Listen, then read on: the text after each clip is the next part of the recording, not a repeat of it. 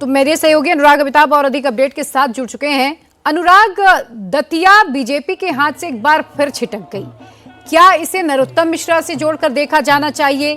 क्या ये माना जाना चाहिए कि अब ये जो बीजेपी का ये भी किला रहा है दतिया भी, और अब वो भी उनके हाथ से निकल चुका है 2023 में और उसके बाद अब उपचुनाव में?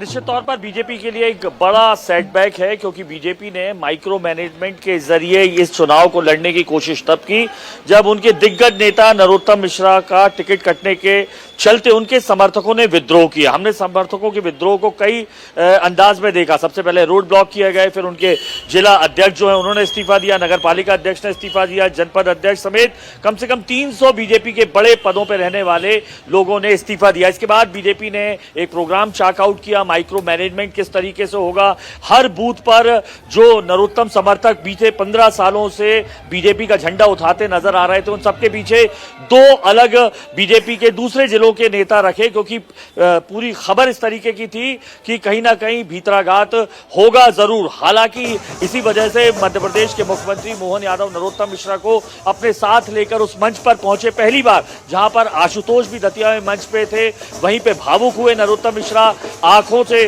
आंसू निकले और एक मैसेज दिया उन्होंने तमाम जनता को कि मेरी पार्टी जो है बीजेपी है और बीजेपी में रहते हुए मैं घर घर जाऊंगा, दर दर जाऊंगा, शीश टिकाऊंगा और आशुतोष तिवारी के लिए मैं वोट मांगूंगा। लेकिन मैं आपको बताऊं, इसका नेगेटिव इंपैक्ट हुआ, ये साफ तौर पर हमें दिखाई दे रहा है। नरोत्तम मिश्रा के वो जो तमाम समर्थक जो दादा कहते हैं नरोत्तम मिश्रा को, जिन्हें लगता था कि मध्य प्रदेश के 54 जिलों में दतिया का नाम लेते ही उसकी एक अलग चमक और एक जलवा कायम रहता था, वो नरोत्तम मिश्रा के जाने से जा रहा है। यही वजह है कि आप देखिए 13 राउंड में से सिर्फ 2 राउंडों में बीजेपी, पहले और दूसरे राउंड में ही बीजेपी आगे रही है लगातार, एक के बाद एक।